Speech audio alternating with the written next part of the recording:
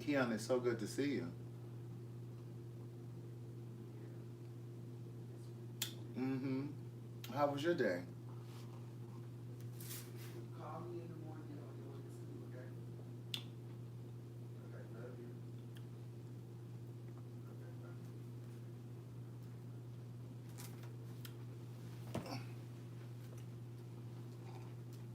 Let me tell you something, bitch. First of all, when my motherfucking child called me, It ain't my fault that you a single mother. when my child called me, I have You to should tell your answer. child that you have a work schedule. Girl, work schedule stops when that one call. Bitch. She's a single, estranged mother. Girl, he to call back. Girl, what's this little lesion on the back of your neck? I don't want to touch it, girl, because I don't want to get the... You know what, bitch? What is that little... It looks like a skin tag. Girl, it's a piece of skin hanging out. You want me to take a picture of it? Mm-mm. Let me hold your phone. I'm going to take a picture of it so you can see it. Somebody say, hey, we got company. There's a piece of skin hanging back there. Oh, you didn't... Don't pluck that off in my carpet!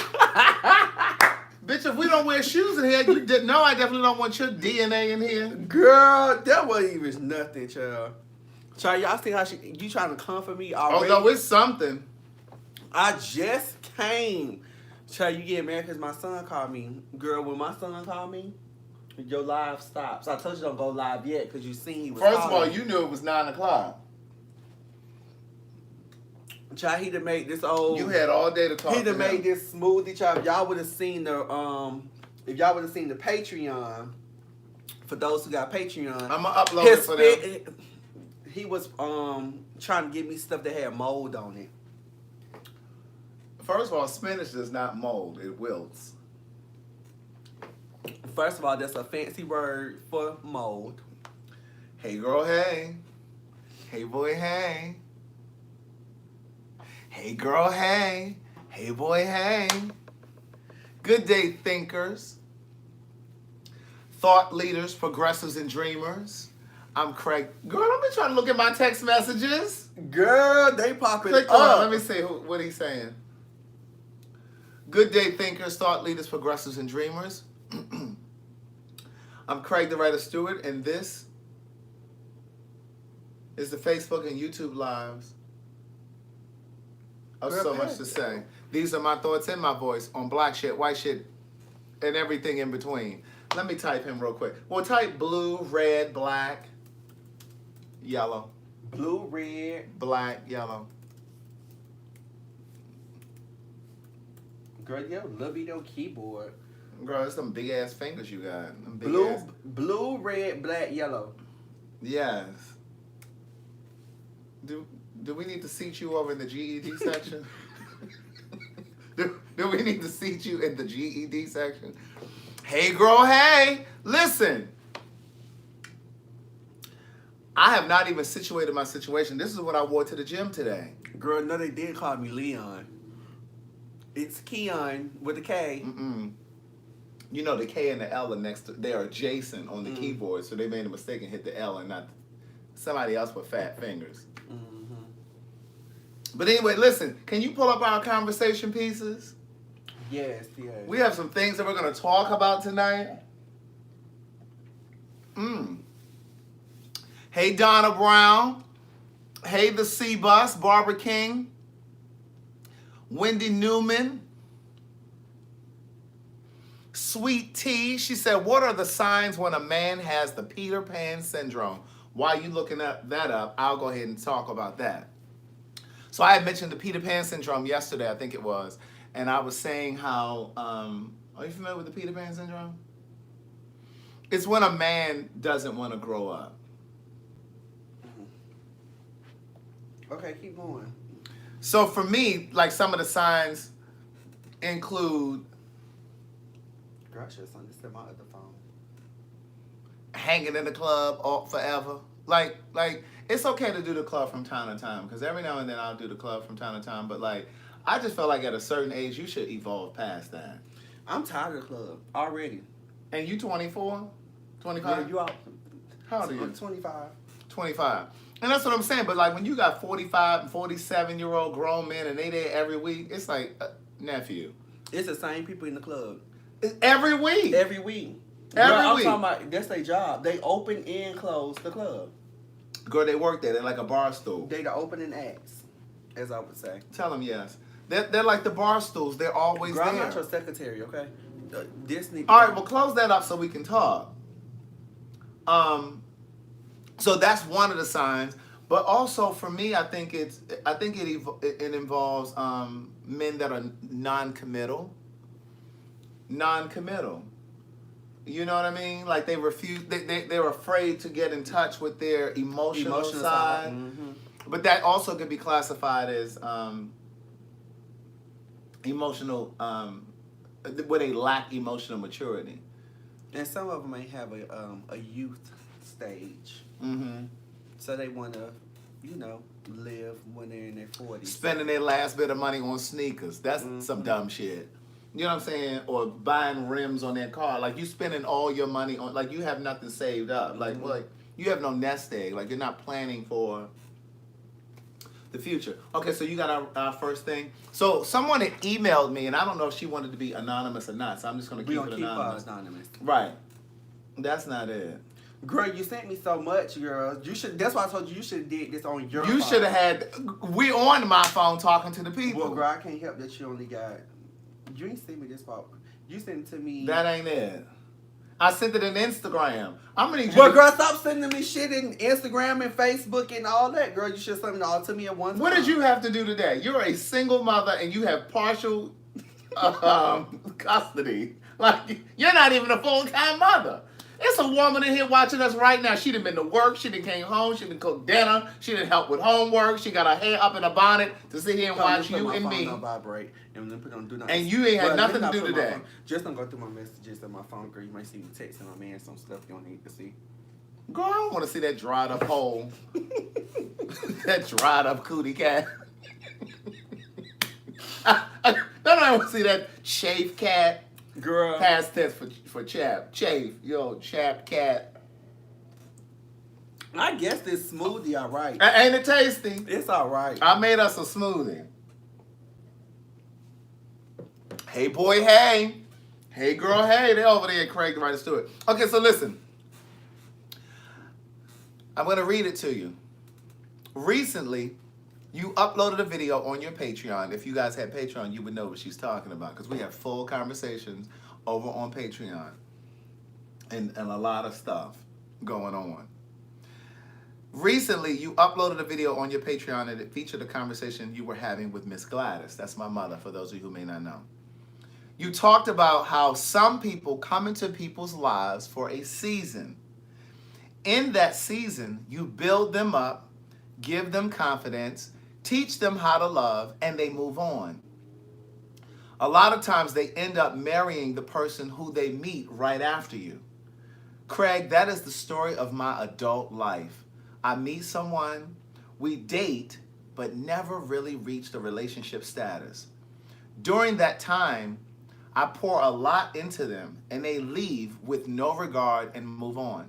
How do you recover from something like this when it happens? Thank you for reading. Okay, so now get the next thing ready. Now, what do you say to that first? Now, I sent you this early this afternoon. Y'all try to say that I don't give Keon time to talk. No. So go ahead and speak. Girl, Please. it's on the you. floor is the floor is Become yours. a savage. Girl, she can't She need the what? become a savage. That's all I got to say to that part. What does that mean, become a savage? Elaborate. Expound for the people. Girl, you want me to get the next one? Or start talking, girl. Let me answer. Go ahead. Let me answer first. So, girl. And communication is our partner. Clarity is our friend. So I'm going to really explain what I was saying on that Patreon video because she got it, but I don't think she really got everything that I was saying because that's not really what I was saying. You was talking about this on Patreon? You didn't hear the first part of this email that I read? The first sentence, niece. This is why I don't give him much time to talk because he don't know what to do with the microphone. The first sentence said, recently, you uploaded a video on your Patreon and it featured a conversation No, with the way you Gladys. just said that is like you was talking about it on Patreon tonight. Not this part. The first not word. This part. The first not word this was part. recently. Go ahead. Okay, Damn. now what would you say? What do you mean by savage? Become a savage. Hold on. He practicing for the SAT. He going back to study. See, this is why I don't give him time. This is why I just talk. Go ahead. Go ahead. But, anyways, Craig. For those of you that wanted me to give him time to talk. And I'm doing it on purpose. That's why I ain't talking. That's just you ain't got nothing to say. Go I ahead. do have something to say. Go ahead, niece. But what I meant by become a savage is she needs to stop opening up so quickly and stop giving her all at once. And she need to stop moving so fast. And then she needs to okay, I'm stuck. Then she has basically need to harden up. I think she may be too soft where people just can run over her. And because if it keep happening, then maybe she haven't been taught how to love, or it's people using her, or she just maybe not be that person that's a relationship type person. Can I speak now, niece? Nope. Oh, okay, what else you wanted to say? Nothing. No, just go ahead. Okay, so here's what I would say. Let me first clarify what I was saying on that Patreon video with my mom. What I was saying to my mom is, I believe in relationships and I believe in love. But I also believe that relationships have an expiration date, right? And that's not being cynical, that's just being realistic. Not meaning... Girl, go back over. Go ahead and move. Girl, yes, you have. You keep every time I do like this. Bitch, Can I say what I'm trying to say? Now you have the ahead. floor to say what you wanted to say. Go ahead before you forget. I'm not going to forget. I believe that all relationships have an expiration date. And that's not being cynical. That's just the reality of it.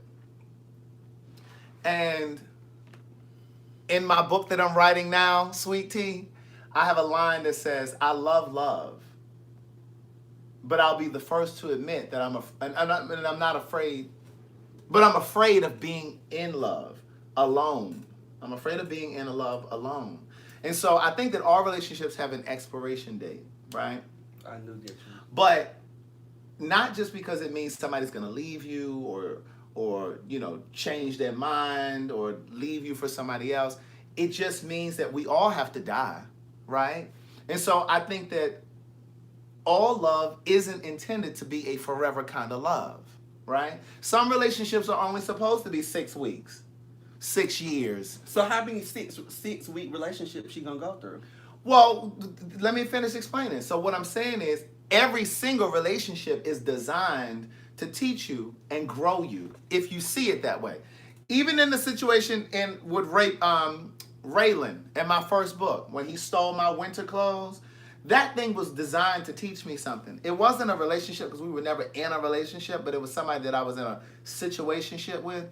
But that grew me. It was painful because he came in my house and stole my... Pause.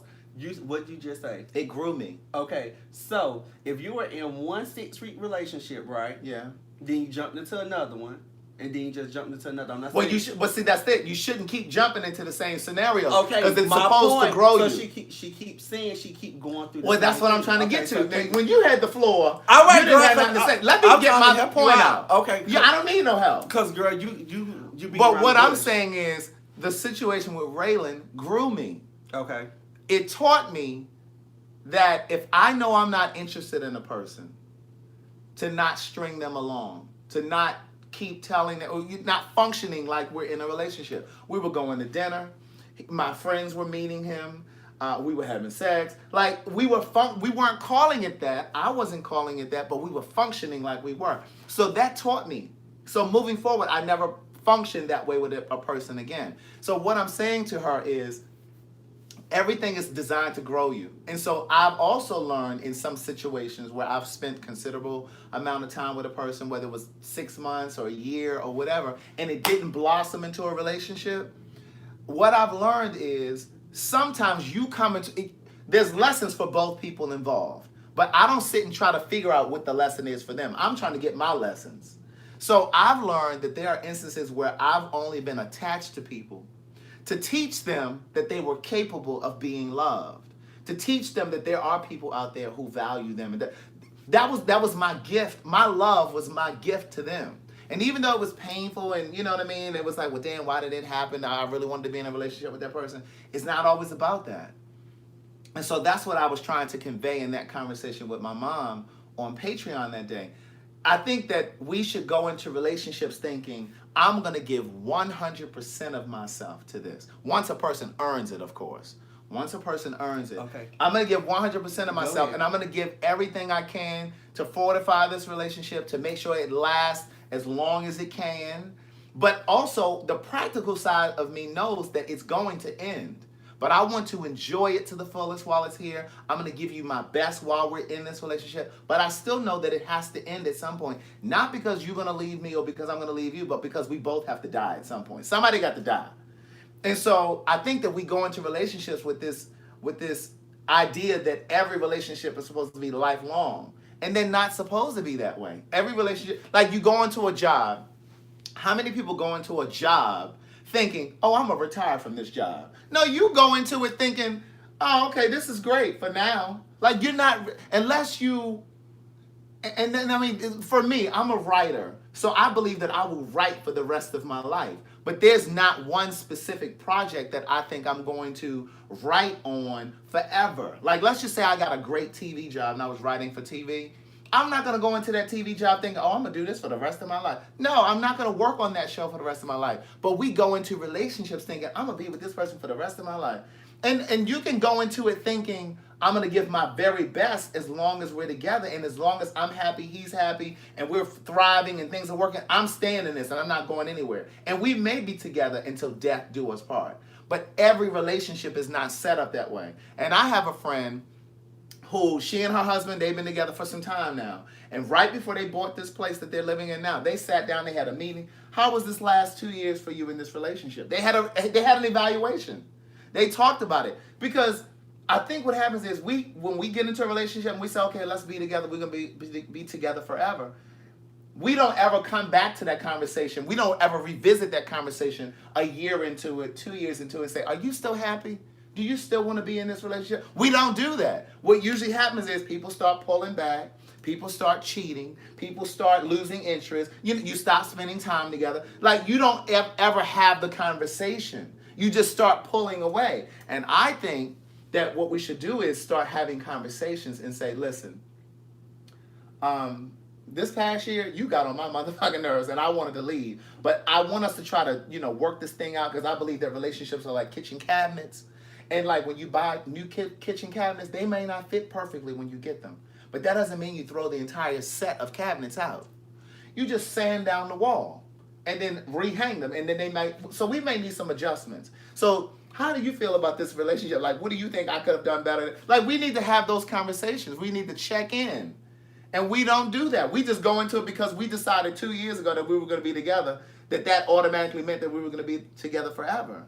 Right, I understand. Go ahead. I understand. Now he dying to talk. I understand everything you just said. Go ahead, what? I understand everything you just said. Mm-hmm. The cabinets and, the metaphors, yes. I understand everything. Mm-hmm. But she want to know, how does she recover? Well, I just told her. The thing is, you have to go into every relationship. This isn't even just specific to relationships. This is even about jobs. Thank you, Crystal Cephas. She said she picked up what I put down. This isn't even limited to just relationships. This is if you got on your broomstick today on your way to work and your car got a flat tire, and the universe knows that you only got $13 in your account, and you sitting there thinking like, why the fuck did I just have to get a fucking flat tire? Now I got to spend $75 for a tire, and I only got $13 in my account. The lesson is up to you to discover it. That's what I'm saying. So everything that happens to you is designed to grow you. And instead of you panicking and kicking your feet and being upset and being angry about it, the thing is, the strategy is to figure out what the lesson is in that scenario. What is it designed to teach you? Because you keep going through it. Because you keep going through it. So you need to figure out how to reposition yourself when you're meeting these people. Maybe you're giving too much too soon. Right. I've told you guys about my homegirl. Okay, so now you hitting what I was trying to get you to say. Right. Because you gave too much. No, I didn't give too much. I gave them exactly what they needed because everything happens when and as it should. Like I have a homegirl, she gives too much in relationships. And I've told you about her before. Like today's date is August 8th or whatever. So let's just say Valentine's Day was next month, right? Mm-hmm. She just meets you today, and here she is out here spending all this money trying to, get you Valentine's Day gifts. And for me, I don't lead with money. Mm-hmm. I think too many of you lead with your accomplishments and you lead with money. If I just meet you and Valentine's Day is in 2 weeks or 3 weeks or a month away, if we not at least 3 months in, you getting a card and we might go to lunch. Not dinner? A cheap dinner. Maybe. You opening your legs? Absolutely not. But my thing is, I just think that we give too much too soon. And here's what I want to tell y'all. Baby, when I put this fourth book out, it's going to wear y'all asses out. I'm going to wear y'all asses out. Let me tell you something. In this book that I'm writing now, it's called Book of Jewels. I'm going to tell you, sometimes people can be attracted to your career. Mm-hmm. Sometimes people can be attracted or drawn to your ambition. They can be attracted to your drive and not be attracted to you. You understand what I'm saying? So that's what the dating process is about. Have you experienced that? Absolutely. Not recently. But when I started to realize that I was a writer, this was some years ago. Mm-hmm. And that I could speak well, and I could really articulate things, and and this is with respect to gay boys. Like I really understand like the psychology behind the feelings that come with being gay, right? And so I think this is just a segue. I think that this is why people are drawn to my books, my first book in particular. Because, and this is the difference between my books and Elin Harris's books. Like, I got a lot of people that say, oh my God, you've picked up right where Elin Harris left off. You remind me of him so much, da-da-da. But I think the difference is, Elin writes about the experiences that two men have in a same-sex relationship. The adrenaline rush, when you're about to have sex for the first time, all of that kind of stuff. I write about that, but I also write about the psychology behind the feelings. I write about how when I went on my first date, I was thinking like, I was talking to myself like, I am on my way on a date with a man. Like I was literally thinking about all of that. So when I used to date early on, I would get these guys who were drawn to my conversation. They liked the way I talked because I was touching on that nerve, but they weren't interested in me. And I used to confuse it. I used to think, oh, they really like me, but they liked my talk. They couldn't handle me. Girl, because you a lie. No, you're never a lot for the right person. Amen. You ain't a lot for the right person. You're a lot. No, you're not. And don't let nobody make you think that you're a lot. They just couldn't handle you. But go ahead. Are we going to the next scenario? Girl, it's a lot of people can't handle you then, girl. And that's okay, because everybody ain't ready for this. Let me explain something to you, knees. Go ahead. I love it. Because I know you finna preach. We got time to preach. I'm gonna give you a quick one. I'm gonna give you a quick one because I love a good metaphor. Let me tell you something.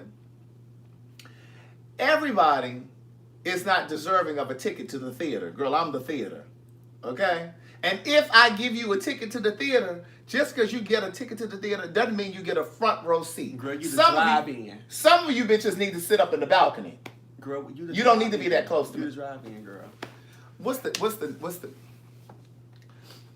next? We gonna move to the next thing. Oh, we need to plug up the phone. Hold on. YouTube about to die on out. Hold on. Let me get. Girl, she just talks so much, child. Girl, give your point, hit the keys, and move on, girl. Girl, you need to take a lesson, girl. Girl, we be about to go to sleep. I gave you the first opportunity to speak tonight. Girl, I don't speak when you tell me to speak. Girl, you didn't have nothing to say. Girl. Move over so I can put this up under here. She got us in the Walmart chairs. Or these came Girl, these came from IKEA, bitch. No, they look like they came from Family Dollar. I don't give a damn where they came from. They got your narrow ass. Girl, they ass. got my ass hurt this shit. You know how you sit in the chair too long? Get to the next scenario. Let me get to the next Girl, one. Dante, don't go through my phone. You let me. Girl, this is our text message thread. Girl, but I went in there first. Let's talk about. I want to go to this one first. You gonna let me pick or you gonna pick? Go Did you ahead. just say pick the next conversation? Nah, I didn't say pick it. I said bring it up. It's the same thing. Pick. I bring up what I want to talk about.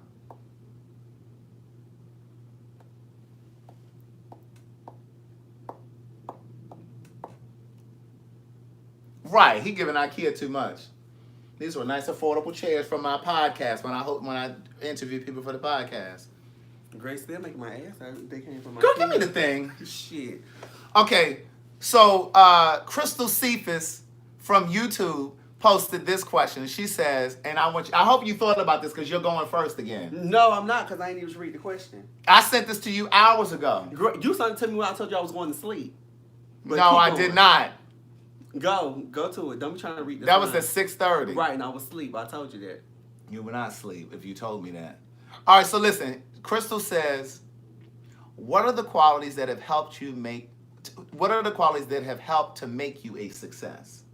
Do you think that you're a success? I am. Okay, so what are the qualities that you think? Going through the struggle. What I mean by that is because I started off at a young age. I left the nest early. So just going through the different things to get to where I'm at today.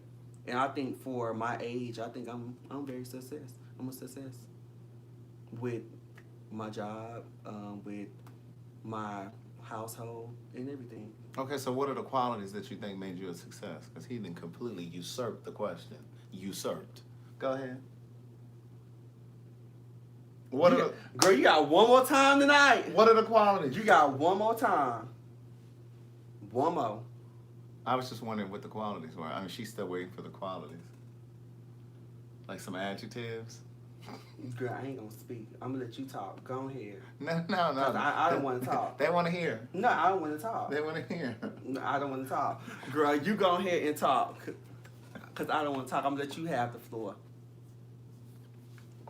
Since you're ready to talk. Go ahead. No, I was waiting for you. I wanted to hear what all you had to say. I don't have to say nothing. Go ahead. Avriel Duvernay, thank you, and Mom for sending me that Cash App just before I went on this live. I appreciate it. Thank you very much. Hey, girl, hey. What are some qualities that have made you? What differentiates you from people your age that may be languishing, that may not be actively, flourishing?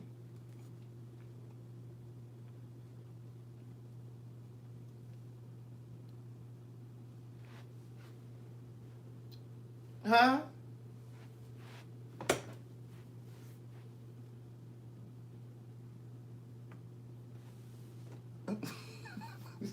Because I'm going to stop playing with you, bitch. I'm going to stop playing with you, bitch. I'm going to stop playing with you. Girl, I'm going to let you talk.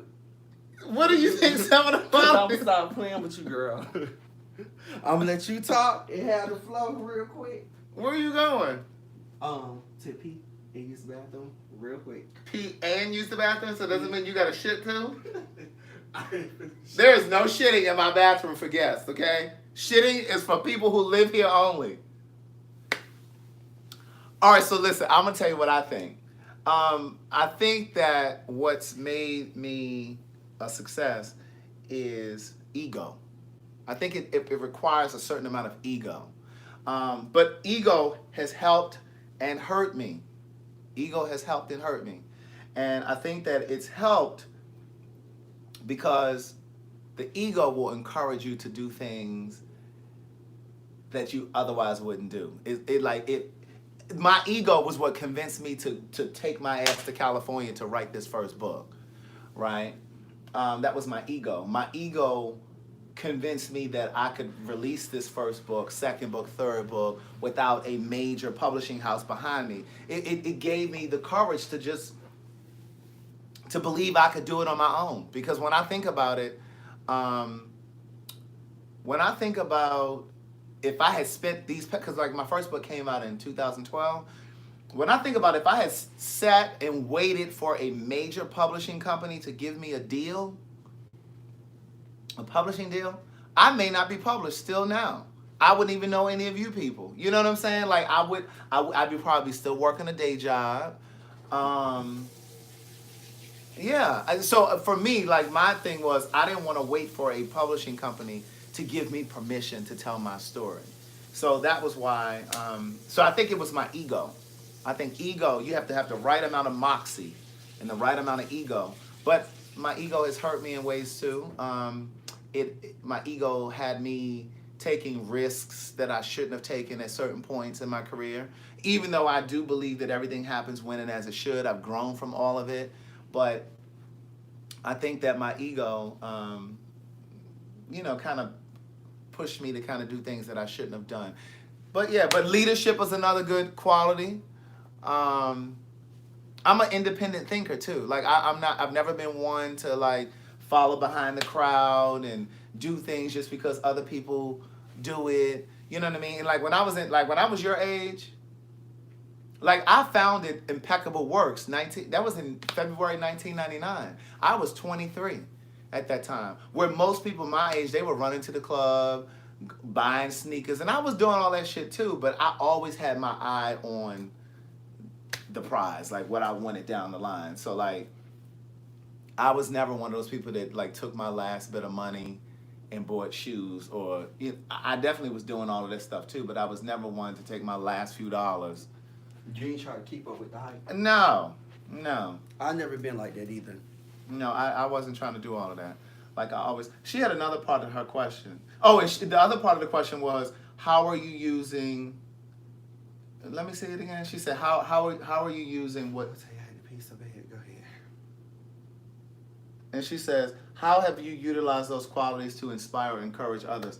Do you kind of have conversations with your friends about stuff? Yeah. I have conversations with my friends all the time. They ask me most of my friends be like, how do I deal with just like stress, or how do I get through things? It's just staying headstrong and definitely like moving forward. Like I don't let too much bother me. Like I can let a lot pile on my plate before I just burst or anything like this. So a lot of my friends, we be talking, they be asking me like, well, how did you get through this, or how do you stay so driven or stay focused at a young age? I mean, because I'm the youngest out of everybody. All my friends, everybody's older than me. Except me. No, you the oldest. But I look the youngest. But yeah. Girl, you and Shay, I'm not gonna let you sit there and shade my other friends like that. I'm not gonna let you do that. But no, that's a good thing. I mean, that's a really good point. Like, I'm not one that really stresses. It takes a lot to really stress me out. Yeah, it takes a lot to stress me out. Yeah, and I would have those periods. I would definitely have those moments, those periods in time where I would be so overwhelmed. And I was watching this interview today with Wendy Williams. She was on Sway in the Morning. It's a radio show. It's a syndicated show out of New York. And she was talking about, they started the interview talking about her divorce and all the stuff that she's going through. And he was saying to her, he said, you're really a strong woman. He was like, you've been through so much. He said, you're like such a survivor. And she said, well, listen, I can't give up. She said, I can't give up. She said, I can't crumble. She said, and I'm allergic to people who crumble like that. Like, I need to be around people who, and it's so funny because I've always kind of felt like, and it's okay to cry and to be down and all of that kind of stuff. But for me, my rule of thumb has always been, you got 3 days. You can sulk and be sad and be down for 3 days. I give myself 2. For me, the max is 3. Yeah, I give myself 2. The kind of, because the day of, the next day, and then the day after that, you should be over it. So I kind of say 2. Now, the day it happened, you're going to be real damn like, damn, how I'm going to get through this. The next day. Resilience, that's it. Go ahead. The next day, I was trying to look at that comment over there. The next day, you still thinking about yesterday, but you like, okay, well, let me soak this in. Now, the day after that, it's like, okay, bitch, put your big girl panties on and keep moving. You got to keep going. You got to keep moving. Because I ain't finna dwell on the past. Right. And I really do think that that's the difference between, we're going to start closing up this laptop because you be getting too distracted by these comments, Kaya. Ooh! That's how she used to be when we used to do the not show. you calling me Kaya, girl. She used to be the Look at same my way. titties, She honey. right. She couldn't even stay focused because she'd be so busy looking at the I'm comments. looking, girl. You try to read the comments, but no, Wendy Williams did not have a prenup. She talked about that today too, but or not today. I watched it today, but the interview was the other day. But no, I mean, like, and it's okay to cry and to break down and all that kind of stuff, but you gotta just know that. Yeah, you gotta Tangi. She said you gotta allow yourself to feel it, but don't dwell. Yes, process the feelings and move on. Right. And I believe you gotta sit in the pain of it. Even especially like a breakup and stuff like that, you gotta sit in the pain of it, but then move through it. Because I remember like the very first time, it may have been like the second time that I really kind of like felt like an emotional like heartbreak type thing. It was maybe like the second guy that I had dated or whatever. How you know you was heartbroken? I wouldn't. When I look back, it was definitely an emotional thing for me. It was more of when I look at it now and I compare like heartbreak to what I was feeling then, it was really like a severe disappointment, right? It really wasn't a heartbreak because I wasn't in love with these people, but it was just like a serious disappointment because it was somebody that I thought was something that was going to happen, was going to evolve into something. But I remember my friend Khalid, he came and picked me up. He said, come on, let me get you out the house. Let's go to the club. And that's one of the biggest mistakes. And this is why I've always felt like meeting somebody at the club was never really a good idea because the club... More for dating? Yeah, like if you out having drinks with your friends and stuff or whatever. To me, sometimes meeting somebody at the club, sometimes, and not always, because I don't believe in blanket statements, but sometimes it's hard to meet somebody at the club because a lot of times when people are in relationships already and they're going through something, they go to the club. Or they come out of a relationship, they go to the club. So you're picking up those people that... So you say the hurt people in the club. The club. hurt people are at the club. The hurt people in the club? Right. Okay. And again, that's not across the board, but a lot of times, that's what happens. So my friend Khalid was just like, come on, let's go out for a drink. Let me take you out, get your mind off of this. And I was like, okay. And we hung out that night. By the time I got home, I was so sleepy, I didn't even have the time to think about that breakup, right? I got home, I went to sleep. But then the next day when I woke up, it hit you. It hit me again. And I wanted to go out again with my friend. And I called my friend Khalid, was like, come on, let's go. He said, I ain't going out with you again. He said, tonight you need to sit in it. Mm-hmm. And that changed me. I never forgot that. It was like, no, you need to sit in it and So what did well, I think it was somebody else. Oh, this was the one. With the 3. Mm-hmm. He just wanted to be so known. Baby, he made sure he posted this. So which one you want to read? You want to read the second one? Or you want to read Why the men so catty and messy towards each other? Why gay men are so catty and messy towards each other? Hold on. Donnell Hope said the best way to get over a man is to get under a man. That's another thing that I don't agree with. I don't agree And with Wendy that. Williams says that shit all the time. I think that is the stupidest shit. Yeah. Because a lot of times you're the one that's already broken and wounded because your relationship is ended. And then you go and get into another relationship. Your feelings are already raw. Right. And it's a lot of times it's easy for you to kind of fall into something because your feelings are already raw and you want to just kind of get into something else. Right. And then when that shit doesn't manifest, then you sitting there hurt again. And then when you don't take time to really recalibrate, you end up just you get into a dating pattern. Like old girl who sent us that first email. How do you break that pattern? You can't break that pattern because you keep going in and doing the same thing. You haven't taken time to really see what you want because you just jumping right into the next thing. You monkey barred from one thing to the next. But go ahead. So why do you feel gay men is catty and messy towards each other? Yeah. So that's the next one. That's the next question. Ooh. It's so many. Just looking and seeing, jealousy definitely is one for being messy. What I mean about that is because let's say with gays, this happened with everybody too, but definitely with gays, if somebody walk in the room and they just look good from head to toe, before somebody compliment them in our community, they will talk about them. Oh, before they give them a actual compliment like, oh, he looked good today or anything, they go to, oh, he think he better than everybody, or he think he done bought this from here, or he got that from there, or child got that. I seen that in Forever 21. Or it's just different things. So I definitely say jealousy be the main one, and definitely people be insecure. I think that's another one because of definitely they thinking this person may take somebody that they want that's in the same room, if that makes sense. Say that again. So say for instance, somebody just walked in and they look good head to toe. Yeah. Jealousy and their insecurities automatically kick in. Well, the insecurities automatically kick in to me.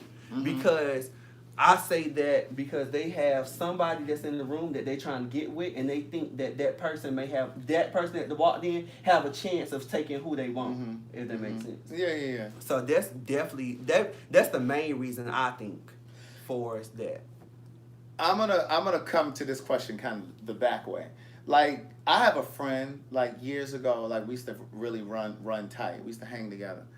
And when we would go to the clubs, he would just stand in a corner. Like, we would go out, we'd be standing wherever. And he would character assassinate people just one by one, just going across, oh, look at this queen right here. Oh, she comes, she thinks she is everything. Like, every single person that walked by, he had something to say. Something to say. Right?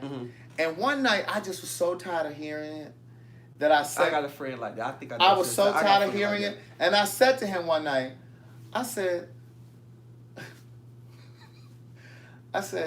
you know, it's almost like you're trying to get them before they get you. I said, like, why do you feel the need to talk about every single person that walks by here? Now, we all talk about people. Right, but I mean, like, But he not literally, like, every single person that walked by, he had something to say. And I'm just like, that really speaks volumes about who you are as a person and how you feel about yourself on the inside. And it's almost like you want to talk about them because secretly you think that's what they're doing about you. Right. And I'm just like, but that's horrible. Like, why? I said, what are you doing? Like, and I just got to the point that I didn't even like to go out with him anymore because that's all he used to do, just stand around and talk about each other, talk about people. But to go back to the original question, I always hate when people say, well, why are gay men so catty and messy?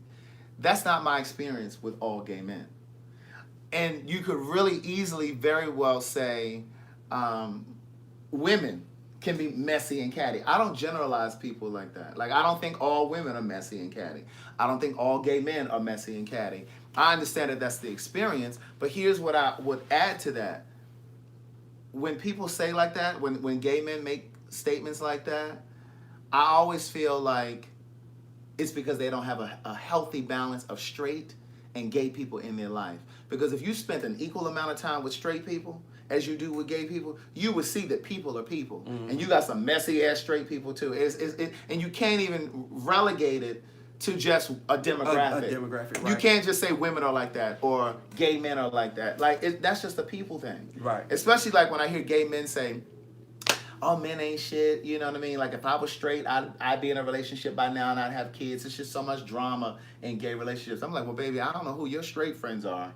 Because they got some shit going on with them, too. They have more shit going on than the you know what I'm saying? So I'm like, I don't understand. Like, yeah, it's like, who stole your joy? Like, who hurt you, niece?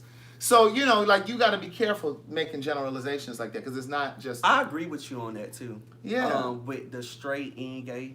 I agree with you on that part. Yeah. I mean, because, I've had people say that to me for years. Like, oh, my God, like, if I was straight, you know, I've just had more drama in relationships with men. And I'm like, well, how many women did you date when you were straight? Oh, well, I only dated like 2 women. Okay, and how many men have you dated since you've been gay? Oh, I've dated like 12 or 15. Okay, well, the ratio is slanted, niece.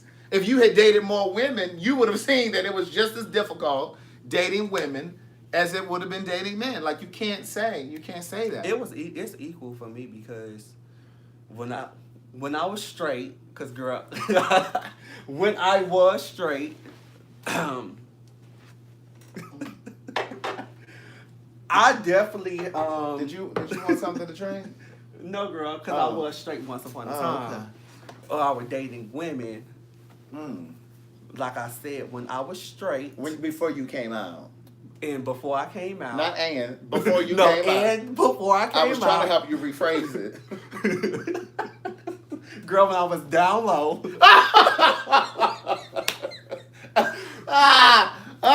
When you were what? Down low. Girl, I was down low.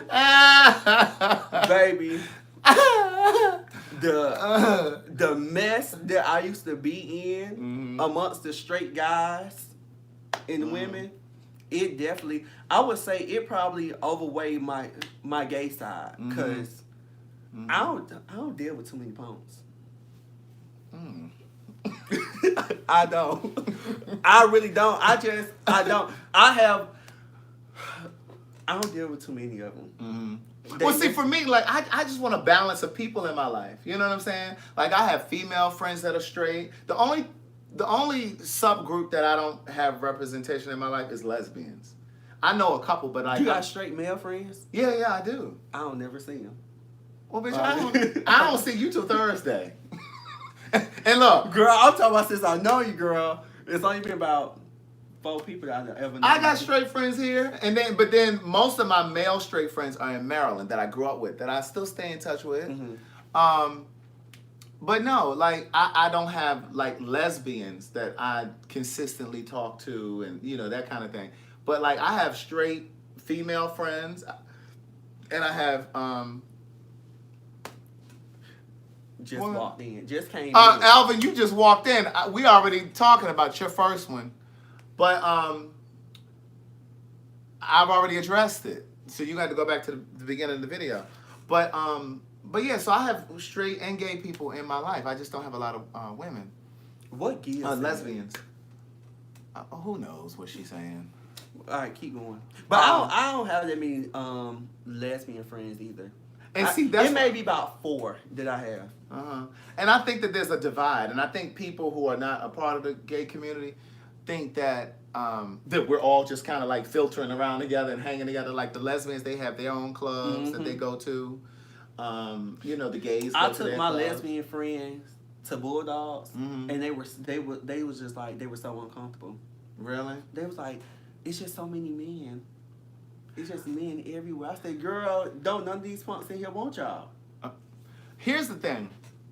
I was in a discussion group. This was years ago. I do have married straight friends.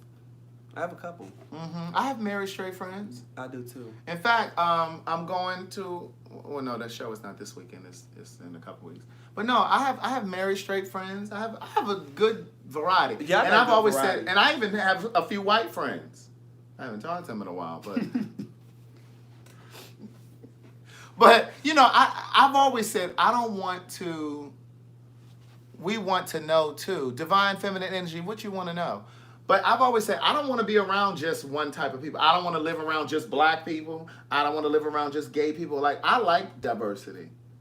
Like I've never wanted to. If you go to have you ever been to a straight club?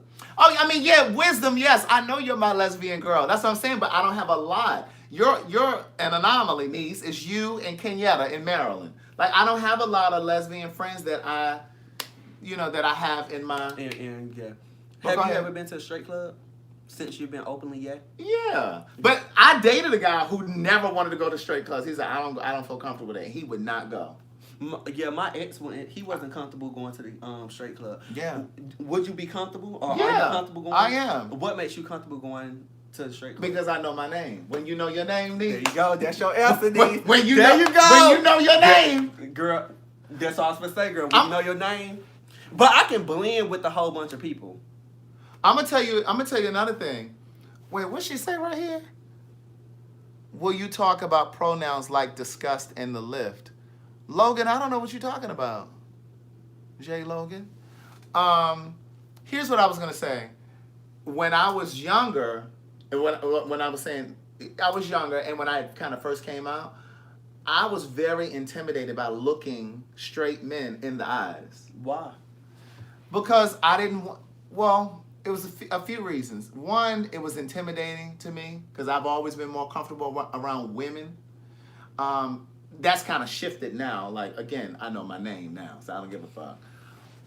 That's the first thing. And then the other part of it is because I didn't want them to think that I was trying to come on to them or something by looking them too much in the eyes.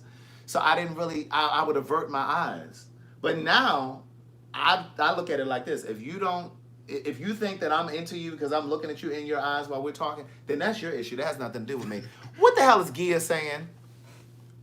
I asked the question we all want to know. What is the difference between a punk and just being gay? The same difference between black and being a nigga, girl. Same difference. Okay. No, it is a difference. What's the difference? Just like I say, it's a difference between being a homosexual and being a 60 and a punk. What?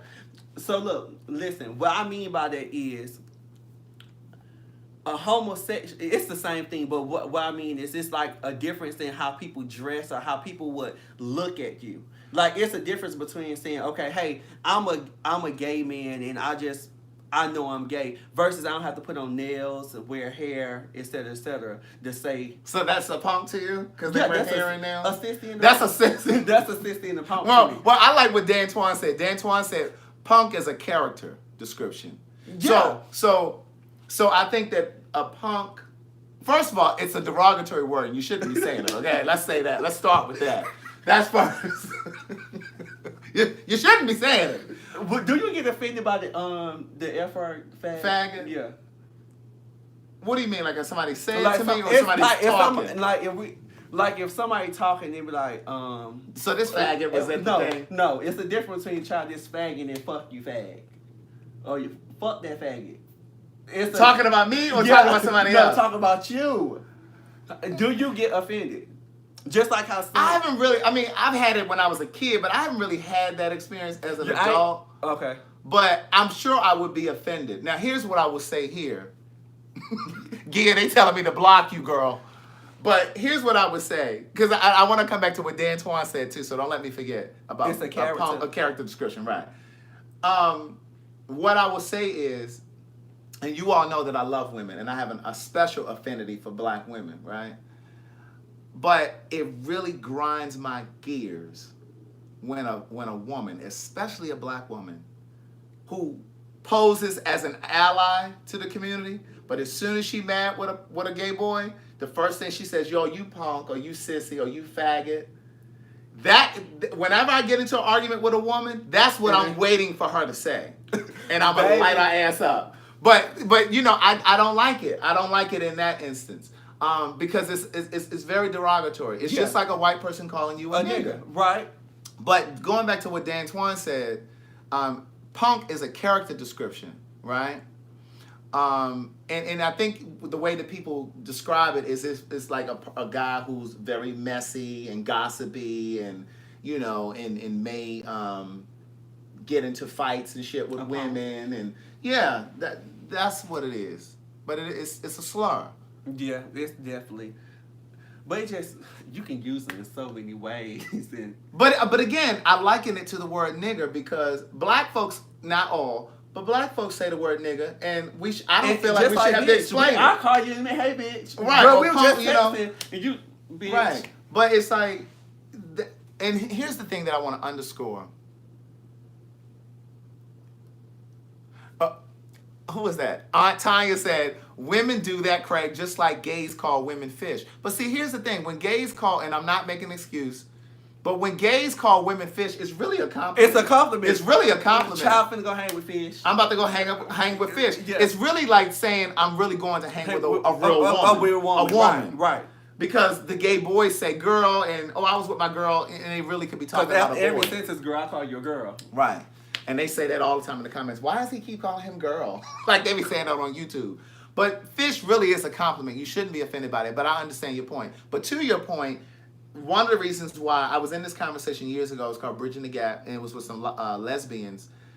And it was lesbians and gay men in the room. We were having a dialogue. And I'll never forget. Some of them on YouTube are so confused because with the punk. Because right. they were saying like how you say, "Chomp finna go to the punk bar." It's just a joke, y'all. I be joking when I say that. But this lesbian in this discussion said she doesn't like hanging out with gay men. And this goes to the point that I was making earlier about there's a divide between the gay community and the lesbian community. And a lot of people may not know that. But I think what happens is this lesbian said, she said, I don't like the way that you all use the word bitch. She said, everybody's a bitch. She said, and I don't want to be called that. And she said, so that's why I don't really associate with a lot of gay men. And I understood what she was saying. We just use it in. We just use the words in so many, and I catch myself. I was talking about this the other day, how I use the word girl and bitch so different. You do. You use it a lot. I use it a lot. I'm Right. talking about a lot, but it don't be no harm. It just be like, that's just how I got accustomed to talking like that. Especially when it's like a good Judy of mine. So it's just like, bitch, girl, that's just how I talk now. And it's just like, damn, how you used to talk back in the day versus how we use the words now. Right. And it's just like, damn, like you really use it in. And here's the thing that I was going to say too. Like, when people outside of the gay community feel like, well, why y'all say faggot and punk and stuff if y'all don't want anybody to use it? It's the same reason that black people use the word, some black people use the word nigger. Because the reality is every group of people, whether you're talking about Hispanic people, whether you're talking about Jewish people, every group of people have slurs that would be considered a slur if somebody outside of the community used it, but they use it within that community. But we're the only people, black people, are the only people that get patronized for using the word nigger. But like, other people use, culturally sensitive words within their community, and nobody is like vilifying them about it. Have you ever been around, I'm gonna ask you this. Have you ever been around a straight man and he would say, or he say, in the words of, I can hang around you, versus hanging around them other them other ones. Yeah. The other ones that's not like you. Yeah. Yeah, I've had people say that. I have a lot, and I you cool, but I don't like it's them the other other ones. ones. It's some other ones. So I have had a lot of people ask me that. Not ask me that, but tell me that. And the last time that it happened, my uncle and my cousin said it, and I had to say, "What do you mean?" Because me, baby, I just know I get queened out. But what is different about me? Oh, and I had straight friends that say that too. What is different about me that's not different about them? Like, how do you figure out you're hanging with me, but you won't hang with them? And they could not answer. They were just like, it's just them, right? Versus you. Well, my cousin Byron, he said that to me years ago. He was like, you my cousin, you my family, I cool. love you. Da, da, da. I can hang He around said, but you. I work with. Well, his wife was working with a guy who was really feminine, and it made him uncomfortable. Right. And see, this is why I say all the time, being gay is a responsibility. Right. Because I had to educate my cousin. I said, but it's not cool for you to mistreat him because he's a little too feminine for your level of comfort. That wrist just broke. I said, Your wrist broke too, though. I said, you need to explore why that makes you uncomfortable. And I said, and just like you wouldn't want anybody mistreating me because I'm gay, you shouldn't mistreat him because he's gay. He said, well, you know what? I never really thought about that way. And so somebody else had asked over here, what is a Judy? Bianca asked, what's the Judy? Like a good friend, like your. Yeah, it's just a friend. It's a good friend. Oh, this is my Judy. This is my friend. And then somebody asked, Crown Jewel says, Craig, how did you discover black straight men who were open to befriend you? Because some black men could be homophobic. Okay, so I was just having this conversation because one of my good friends, I was telling my friend Angela just the other day, one of my good friends that lives here is straight. He's very affectionate, handsome guy, right? I met him like when I first moved here. He works at a dealership. He works at a car dealership. And I had taken my car there at the time. And we just became cool. So then every time I had an issue, I would take my car there, right? So several years passed, and then one time I said to him, oh yeah, my birthday. He was like, what's been going on, man? Because I would only see him maybe like twice a year or some shit.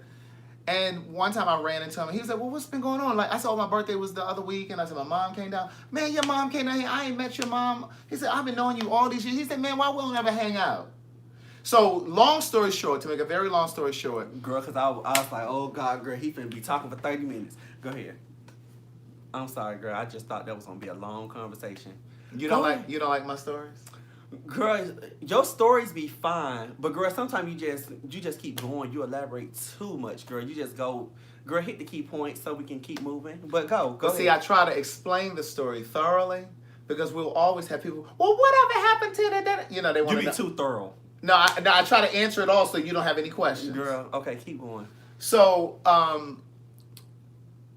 he said to me one day, he said, well, why we don't ever hang out? We need to hang out. So long story short, we started hanging out. And my mother said to me, well, does he know that you're gay? And I said, well, I ain't never told him. And so she was like, well, I really think you should tell him.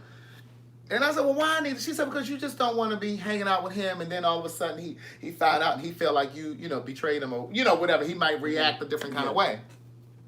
So long story short, I ended up telling him. He was like, man, I don't care about that. He said, I don't care. He said, as long as you are who you are, what you presented to me, I don't care about that. He says, he said, if you start changing and you start wearing high heels and stuff like that, he said, that's a different. That's the different. He said, but as long as you are the way you are, he said, I don't care about that. So we used to hang out. He is absolutely straight. And like we became so cool that like whenever I had a problem with my car, I would take it there. He wouldn't even charge me to do shit. So my straight female friends and some of my gay male friends would be like, oh, child, he likes you. He likes you. He likes you. Ignorant. But it was ignorance. Ignorant. And I used to school all of them. And see, this is part of the reason why I think a lot of straight men refuse being friends with gay men, because you all want to think that they're gay just because they're cool with us. We are cool now, but one of my good friends, me and him stopped talking because of that. Right. And like he's introduced me to every one of his girlfriends. He's never tried anything. He supported my books. He came to my stage play. The last time that I did my stage play, the show was sold out, right?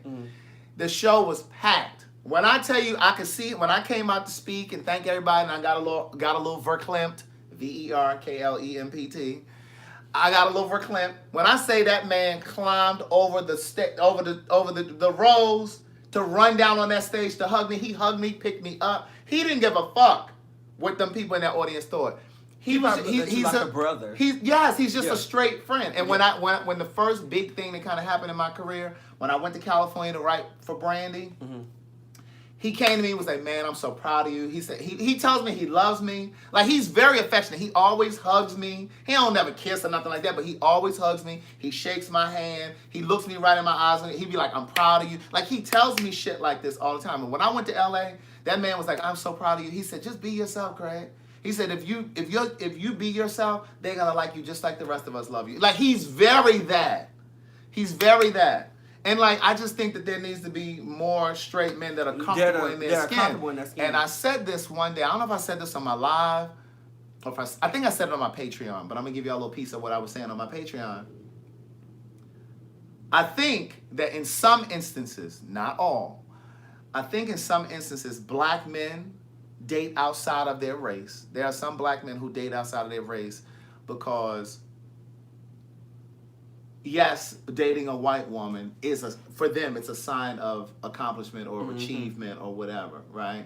And sometimes they have identity issues. They don't understand their blackness, or they're not comfortable in their blackness. But I believe that there's a small percentage of black men who date outside of the black community because they have the freedom and the liberty to be expressive. Because we talked about this. Yeah. Because black folks think that black men are supposed to be linear. They're not supposed to have expressions, no feeling. They can't be interested in the arts. They can't be interested in fashion. They certainly can't be interested in color. They can't explore their hair, or anything like that, because we assume that, oh, he must be gay. Yeah, he gay. No. And I think that there are some men who date outside of the race because they don't have the headache of trying to validate and confirm for people that they are straight, just because they have certain interests that deviate from what people think a male should be interested in. Within the last couple of years, I have seen a style of change for like the way straight men dress. And you know why? You know why the style has changed for straight men? Because a lot of the stylists are gay boys. A gay boy, right. When you look at the hip-hop industry, because, like, let me tell you something. When Lil Wayne and all them, Jay-Z and all them started wearing them scarves, there was gay boys putting them in them scarves. My friend Patrick Cooper was a stylist. He used to style Bad Boy in Farnsworth, Bentley. Yeah, it's a lot of... Did you want a cocktail? But yeah, somebody said, what about women? Because Diva Denise said, Craig, what about black women? Because I have experienced the same thing. It's true for black women as well. You know, sometimes people will say, oh, you.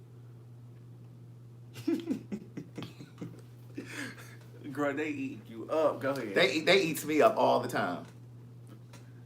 They eat me up all the time. They do. But it's okay. It's Girl, okay. they eating You up. gotta have thick skin, niece. You gotta have thick skin. Dan Twan talking about, I ain't even about to repeat that.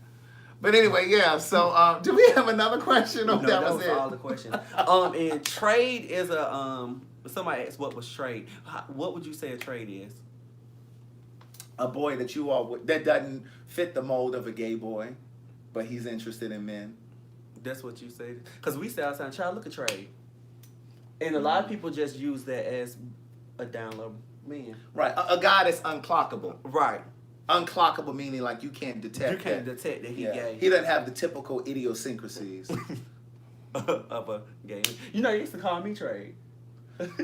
Girl, you know what? Girl, they used to call me trade. Good night. They used to call me trade. Baby, they used to say, look at trade. Ding, good. Did they call you trader or trade? Trade. Trade. No R at the Who were end. these people that were telling you this? I used to get all some. Try to look at trade. Before I knew, and I had to ask one back then. Only had one gay friend, so I asked him. I said, "What is trade?" Because when I first came into the community, Craig, I ain't know none of the lingo. I ain't know nothing. I used to be so confused. I was like, "What is trade?" And that's how I found out what was trade, because somebody was saying, "Look at trade." They kept saying people in the gay community may be able to clock trade, but them straight people don't. They can't clock trade. They can't clock that. They You, don't. my friend, have never been trade. Neither have you. You were in denial. Baby. Just because I have 2 syllables. Daughter. Just because I have experienced my Daughter. feminine side now. Now and then. Girl, I wasn't clockable like that. Trust me. Dan Twan was reading Farnsworth Bentley, y'all. That's what he was doing. It's hard for y'all to see it now because y'all see me now. But if you see me back in the day. Girl, I saw it in them pictures that you showed me. Them old pictures, girl. Baby. M matter because I was trade. Larry Armstrong says, I have a straight friend that said her grandmother said they used to use the word trade. It was when a woman would sleep with men to get things, in a sense, trading sex for material things. That's pretty much what it is. Trade is usually like the queens will trade. They'll have sex with gay for pay. Mm-hmm. Gay for pay. So, you know, you get a little sex, they'll let you play with them and stuff, and then you give them a little money. Mm-hmm. Yeah. That's it. They talking about boy stop. Delusional Smurf. I was not delusional. Delusional. Yeah, you gotta blink your eyes fast. Somebody said, when did you come out? What made you comfortable enough to do so? When did you come out and what made you comfortable to do so? Let you tell it. You just came out 2 years ago. Girl, went 2 years ago. I came out in 2016. Okay, 3.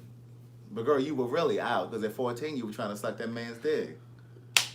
Craig, I was just trying to explore to see if I really like men or women.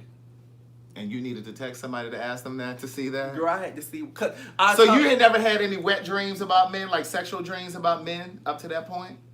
Mm-mm. I have had a wet dream about a man, but it wasn't. Because y'all aren't asking any questions. Y'all are just commenting. She talking about I'm reading more from YouTube. YouTube is asking questions. You guys are just commenting amongst yourselves. But I came out in 2016 and I was just tired of being in a character. I was tired of being in the character. Because I feel like when I was straight, girl, it was a character, girl. It was too much work. And then I was DJing. I was hosting in straight clubs and stuff. So, girl, I had to go into character. So you were delusional. Because you were I know. You thought you were passable. Because you were DJing at a straight club. Bitch, if I used to talk. But... You thought you were going through unnoticed. Right. Bitch. But no, I came out because I was just tired of hiding. it had started to be too much work. Okay, so when did you said 3 years ago is when you came out? I came out in 2016, July 18th. Well, that's when I came out to the world, and I posted. And You said, posted it? Yes. On your social media? What you say? I'm a fag. No, actually, I posted my MCM. I posted a picture. It was like this. I wrote a whole paragraph, and it was me and my ex. But everybody had to start kind of figuring it out a little bit. So I was just like, child, I'm tired of hiding. Let me just live my truth. And baby, when I came out, doors started opening up out of nowhere. Okay, so when did you come out? Girl, I know it's like 40 years ago, but how did you come out? When did you come out? girl, that story's in my first book, okay? Great. Words Never Okay, Spoken. for the people who haven't read Craig's first book, Craig. I'm about to go to the next question. That's in the first book. Ooh, But no, I'll tell you.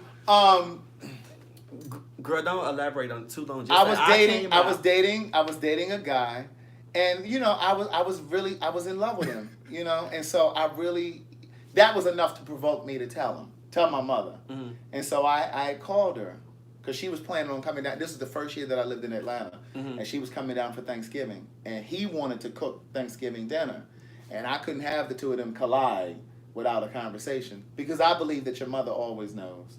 Oh, baby, my mama, she knew. She knew before or after you sent that text message when you were 14?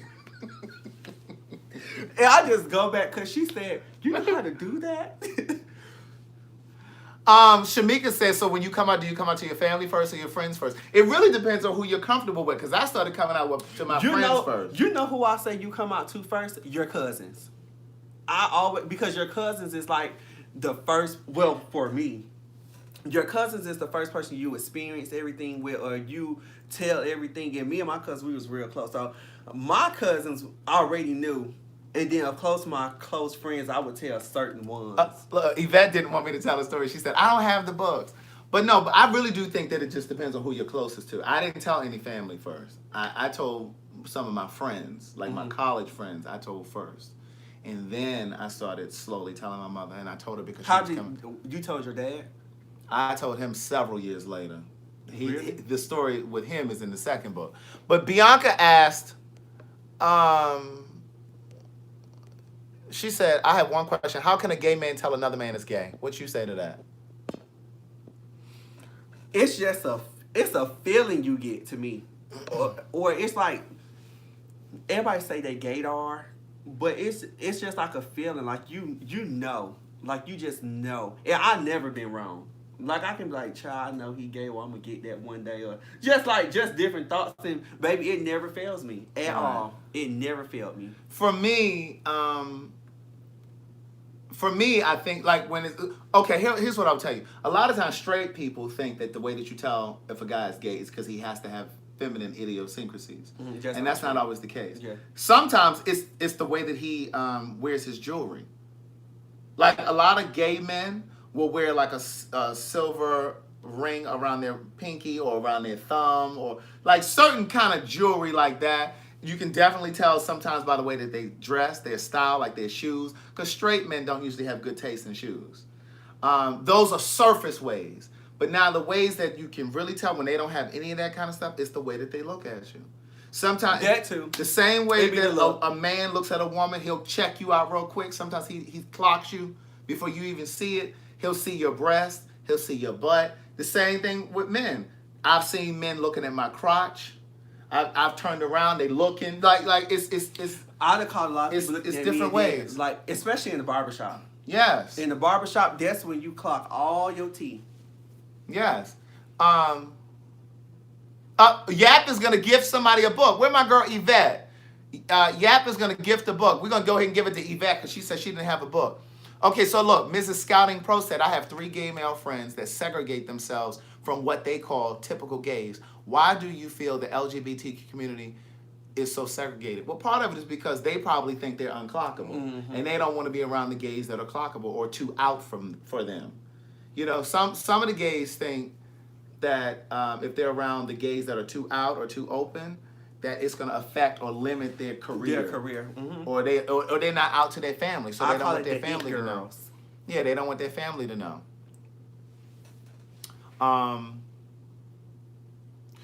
Gia said, when you came out, did you feel relieved or scared of the backlash?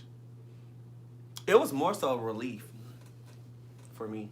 I didn't get no backlash besides with maybe one or two people. One person that gave me backlash was a good friend, and he was just like, I've been around you all these years, you didn't tell me you was gay, and I'd have asked you and you said no. You just gonna have to get over it. I wasn't ready to tell you. Mm-hmm. Okay, so Sam Smith said, if a man checks his nails with his fingers straight up, he's straight. But if he no, he's saying if he checks his nails like this, he's straight. He said, but if he checks them like this, he's gay. He's gay. Well, here's another one that I would tell you, and not always, but a lot of times. If a man holds a cup like this and that pinky go out, pinky go up, or you holding a glass and your pinky, I don't do that. You so beauty shop. So it's not always absolute because I don't hold my thing like this. But a lot of times when a guy does like this, he gay. You seen Beauty Shop with Queen Latifah? Yeah. And that boy, he had this pinky up. Yvette, you need to email me your shipping address because Yap is going to gift you a book, okay? But no, I believe that those are, I don't think that's true. I think that's some myths. Because like this guy, when I was growing up, Donnie, are you in here tonight? I saw him in here earlier. He told one of my neighbors that he knew I was going to be gay because I snapped loud. Hey. He told somebody that he knew I was going to be gay because I snapped loud. I'm like, what? Child, you walked and looked how you looked when you was like Girl, this. the way you just pranced across here to go pee. Daughter. I wasn't like that back in the day. Girl, you were always like that. I wasn't. I was not. Always. I just explored my feminine side now. I was. No, you've just unleashed it. No, I explored it. Look, see, that's another thing. If a man likes Whitney Houston, he's gay. Mariah Carey, he's gay. Beyonce. That's not always true. I mean, now, sometimes it can be telling if a man is really interested in, you know. Do you think a man is gay because he listens to a whole bunch of R&B? Or just... No, I don't think that. But Because- see, that goes back to the point I was saying before. I Wait. think a lot of times black men Yeah, who right. date outside of the race do They it can because be they themselves, they yeah. feel like they're locked in. Because if...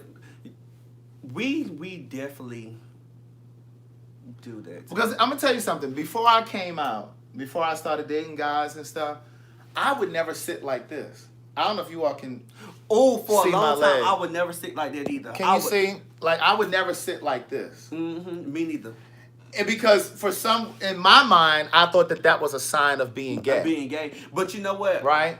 But that's not true. Your uncles do it. Your granddaddy Barack do it, Obama. Barack I've never do it. seen Barack Obama sit down and not do that. I've seen, but for me, it was just one of those things that I thought was telling. But that was because I was uncomfortable. That's why I'm definitely with you, but you have the ignorant people that definitely believe that. What? Music is not sexually oriented. Oh, yeah. Yeah, I don't necessarily think that, but... It's not, but it is a subtle indicator. It might be a red flag. You might want to be like, What? There's somebody crossing their legs? If all he listening to is Cher and Bette Midler and what's the other white woman? Baby. With the nose. I knew What's my the white mama woman knew with the nose? When she used to play, when me and her used to get listening to Keisha Cole and Toni Braxton and just ride down, baby. She should have known you were a queen then. Girl, What's the white woman's name with the nose, y'all? Barbara Streisand. They listen to Barbara Streisand. Yes, thank you, Sam and Kenya Curry. Like if they listening to her, Celine Dion, that's all they got. But y'all a mess. Look, Sam Smith said, I love Blossom. I love Barbara. That is too funny. I love Celine Dion though. I never was a fan of Diana Ross like that. Yeah, but baby, my mom used to. And then here's the other thing, the gay list. Oh yeah. I don't have that either. But the gay list, you know what I'm talking about? What we the Stop. Like when they pronounce certain S words. Baby, I got this real bad. You do? No. Oh. You ain't never hear me talk like that. Right, that's why I was like, I don't really remember you doing that. You don't hear me talk like that. The gay lisp. They were sis, sus. Yeah, it's a strong S. Yeah. Oh, they get under my skin. Bitch, you pop your mouth one more time. My cousin, I have a They tell me they don't know what pegging is. Go ahead. I have a cousin. He used to always be like, fix yourself, because we both was DL. So if You mean denial. So bitch, if we're out in public and we're starting to get out of character a little bit, we be like, fix yourself. Your slip was showing. Fix yourself. Your little necklace, your nightgown was coming down from up under the. But listen, somebody said, "What is pegging?" You know what pegging is? What? With the back. Yeah, when a woman. Yeah, is doing Mm-hmm. Pegging is when a woman is penetrating a man with with an object, a dildo or something like that. Anyway. Look, Telkin says, I believe straight guys can like pegging. It feels good as long as they're still attracted to women. I agree with him. Or her. I don't know if that's a male or female. There's no picture. I agree. Dion Banks said, I've pegged before. Are there any women in here that have pegged their men before? I don't believe that makes them gay. Now, if they want me or you to do it, then yeah. But a man who wants to be pegged by a woman, I don't think that makes them gay. And I've had this conversation. We had this conversation before, and they don't always think that is true. They don't always believe it. They be like, no, I think that makes them gay. And me and her argue all the time. But a man's prostate is his erogenous. Me and her argue all the time. If a man G-spot. want their butt touched, they gay. Or did it? No. We argue. I have said this before. I don't agree. I have said this before. Sarah says she was asked to peg. Oh. Oh. Oh. Like, Gabriel said, "No, they gay." No, it doesn't mean that. It's just like with it's just like with guys who date trans women. They would never date me or you because we look like men. You know what I'm saying? We don't have breasts, we don't have hair and makeup. What do you think about that? Men who only date trans. I think that's just their sexual proclivity. Like, but why not date a woman? A real because woman. a woman doesn't have a dick. Okay. They're attracted to all of that, you know, and I don't know if I can get into whether or not they're gay or not, because again, that kind of guy isn't interested in a man. They're interested. So what makes you more attracted to a guy? The masculinity? No, it's not always that. I don't think it's all. Have you ever dated like a femme boy, like a really flamboyant boy? No. Every guy that I've ever dated has feminine idiosyncrasies. I don't care how passable you are. I think all gay men have something. Yeah, I didn't get it. Go ahead. I think all gay men have something. No, I wouldn't date a trans woman. I'm not attracted to trans women. Yeah, me neither. But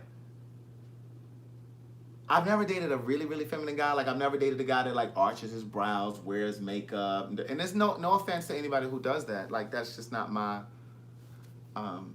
attraction. Like, for example, but I don't have an issue with a guy who has feminine qualities because I believe we all have something. You know what I'm saying? And I think what you cannot do is find a straight man in a gay man. And I think that's the mistake that a lot of gay men make.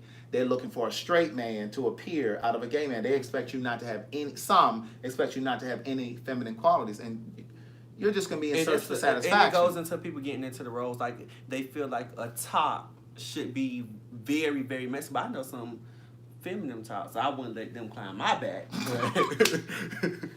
But I know some. There are feminine tops, and there are masculine bottoms, because I done tackled a few of them. Did you climb on top They of sure did. As feminine as you is? Girl, don't even try, because if I'm feminine, you pussy. I'm feminine. Okay. I know. As long as you know. But girl. And I climb people back. Dan Twan said, Messy C can climb mines. Ooh, he messy. But let me see. Let me go. What questions am I missing over here on Facebook? Hey, boy, hey, what's the time?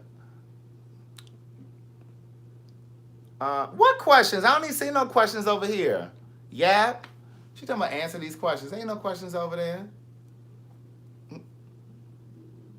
Oh, but here's what I was gonna say, because when I was doing my play years ago, the musician for the play was dating the trans girl that was in the show. And he said it to me. He said, Craig, I would never date you. He said, you're attractive. He said, that's fine. He said, but I'm not attracted to boys. He said, I know what she has down there, but she looks like a woman. The outward appearance is a woman. So that's what I'm attracted to. He said, I would never date you. Or a guy. You know? And so that clarified it for me. Now, you know. To each his own. Right. Not for me. For all this good knowledge, y'all need to be sending something over here to these cash apps, okay? Y'all know mine. I ain't even got to tell you. TheWriter. Because if I had Super Chat, y'all have sent some 5s or 1s or something. Is that all? I think we're done. Yeah. Any more questions, comments, needs? Have we cleared all hearts and minds? But I don't think that makes a man gay if he wants his woman to peg him. I had a homegirl that called me one time, and she had her girlfriend on the phone. But we had an argument about this. I just feel. So I had a homegirl who had a friend of hers on the phone, and she called me for the express purpose of asking me if I thought her boyfriend was gay because he liked for her to play in his booty. You know, and I was like, no, that doesn't mean he wants me to do it or another man to do it. Just the same thing with a man getting his nipples sucked on. What's wrong with that? From people think that that's gay for a man to get their nipples sucked on. I don't think so. But pegging, that's a little different. Would you date a trans man? I would not, no. I wouldn't. Nah, and I joke about our friend.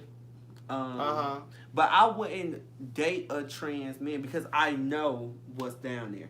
The fifth, you know, he look like a man, but because once you come down, I don't want to feel no cool cat. Thank you, Divine Feminine Energy. I appreciate that. I hear you, because I mean, I think that Keon is talking about Dree. Remember Dree that came over? YouTube, I don't know if you guys were with us then. No, it was just the Facebook. I don't know if some of you on YouTube went back to my YouTube. It's an old interview that I did. Because Dree fine. I had a trans man on the show, and Facebook actually raised the money so he could have his top surgery. He removed his breast. Yeah, because Dree fine. But we've done some amazing things over here on this live, niece. Let me put up a picture of Dree. So Dree is a trans man, born a woman, lives his life as a man. And he's handsome. But Dree sound, because he sound like a man, he look like a man. You was like, right. Yeah, he is unclockable, Divine Feminine Energy. But I could probably kiss him and stuff, but once we get the feeling and touching and I get to taking them clothes off, I would probably lose interest. Yeah, he nice looking. That's Dree. This is Dree. He was born female, but he lives his life as a man. Yeah, Dree is very attractive, but I couldn't be with Dree because I know what Dree has down there. Right. It'll be the kissing and touching and then I was like, oh, it'll be over with. Here goes some puss. Girl, let me put it up. You a mess. Anyway, so listen, that's all we have for tonight. Oh, child, y'all. Oh, Gia talking about, damn, I might let him get it. She trying to get paid. She's trying to get pegged. Selena talking about, oh, Dree could definitely get it. He been in turn to many of you women out. Mm-hmm. I did it before, but that's not my preference. No, Aaron DeLeon. No, he was born female. Mm-hmm. Like when he came over here, he had breasts. Mm-hmm. We raised the money on this live for him to have his breast removed. And we saw like the original pictures where, you know, when she was living as a lesbian. Mm-hmm. But yeah. Baby. Because he sound, walk, talk, everything. Just his whole demeanor. He more masculine than Keon. You know what, bitch? Okay, all right, good night. Have an amazing night, everybody. Good night. Thank you for being here. So fake girl. Which one you gonna turn off first? You go ahead and do the honors. No, which one you gonna talk Brush about? your teeth, floss your teeth, brush your tongue. Make sure you get your coconut oil so you can do your oil pulling. It's cold pressed, organic, virgin, unrefined coconut oil. And if you're allergic to that, then get Thank you, David. David, you're delusional, please. Thank you, David. No, this is a full woman.